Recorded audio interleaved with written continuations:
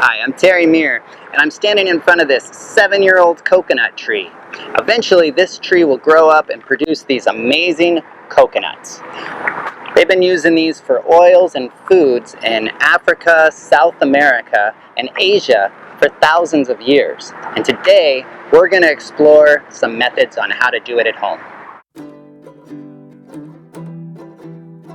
First, I want to talk about how to get the coconut out of the coconut husk.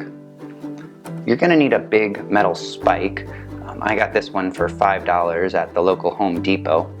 And simply press the coconut into the metal spike using your body weight to push it into the husk. Then rotate the husk, which will pull and separate the husk away from the coconut. Go all the way around the coconut until you can see the nut inside, and simply pull the nut away from the husk, and repeat this for all of the coconuts you're doing. The next step is going to be getting the coconut water out of the coconut. I like to use a drill as it's really simple and clean, but you'll drill the soft spots at the top of the coconut, there should be 3, and drain the water into a container, such as a pitcher, so you can enjoy and drink later. We'll then want to break the coconut up into smaller, more manageable pieces. Any hard concrete pavement should work just fine. Make sure you have fun with this step and watch your knuckles. Breaking open the coconut will expose the white coconut meat. And this is what we're going to use to make our coconut milk and coconut oil later. Then you're going to want to separate the coconut from the hard outer shell. You can use a butter knife or any other hard, flat metal object. Gently pry between the meat and the nut and pop them right apart. I like to use gloves so I don't accidentally cut myself. After you've separated and collected all the coconut meat, wash it off, and we'll get ready for the next step. Next, we're going to slice the coconuts into little pieces for easy dehydrating. These will also be the easiest shape for grinding into oil in the next step. The smaller the pieces are, the faster they will dehydrate and be easier for processing. Now you're ready for dehydrating.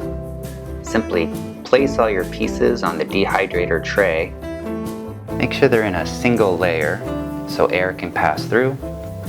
And I like to dehydrate my coconuts at 135 degrees for 8 to 9 hours, depending on the coconut. We'll want to make sure they're completely dry for best results. Place them in the dehydrator and take them out when they're done. After your coconut is fully dehydrated, we're going to press it into coconut oil. We're going to use the Patiba press here to grind our coconut down and extract as much oil as we can. You'll notice that the color has changed as all the moisture has been taken out, and all that's left is this darker oil, and that's what we're going to press out with the Patiba press. And now the grinding begins. So we'll take each dehydrated piece of coconut and put it into the press. I like to do one at a time so it doesn't bind up the grinder.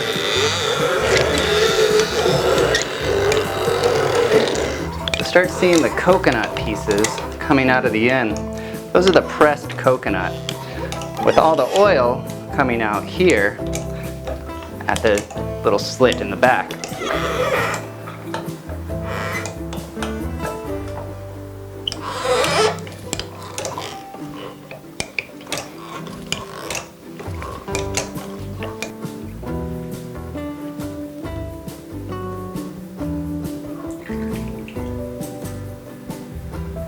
And now we just keep on grinding. I like to use the manual grinder because it really helps me connect with the coconut oil, and it makes me realize how precious this oil is. So I find that the more I grind, the less coconut oil I tend to use, and it really helps me understand the environmental impacts that this process has.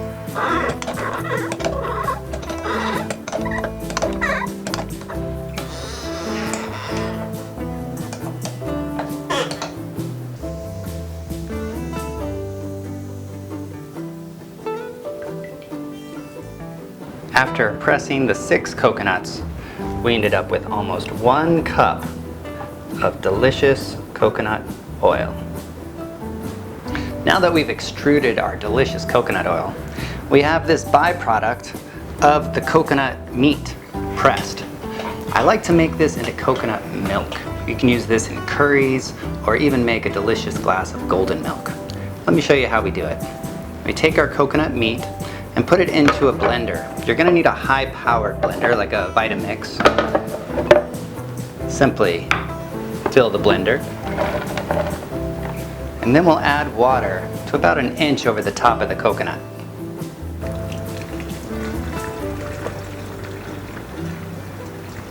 Then we'll blend for about 1 minute.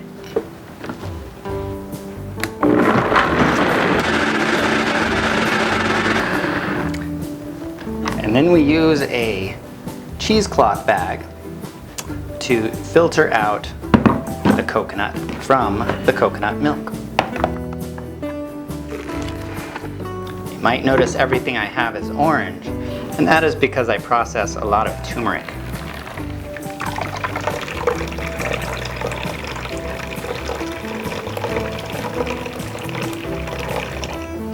And I like to run it through the blender twice to make sure we get all of the coconut goodness.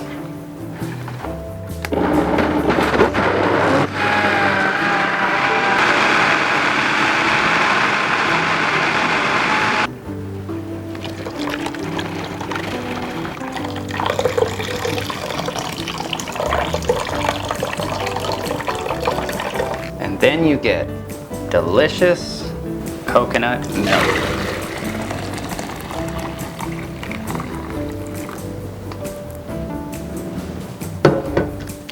There you have it, simple as that. 6 coconuts made coconut oil and coconut milk. We hope you've gotten something out of this video. If you did, please like, comment, and subscribe to our channel, and we look forward to seeing you next time. Thanks for joining us. Oh God, the taste is so Taste is good. awesome. Yeah. Taste is really good.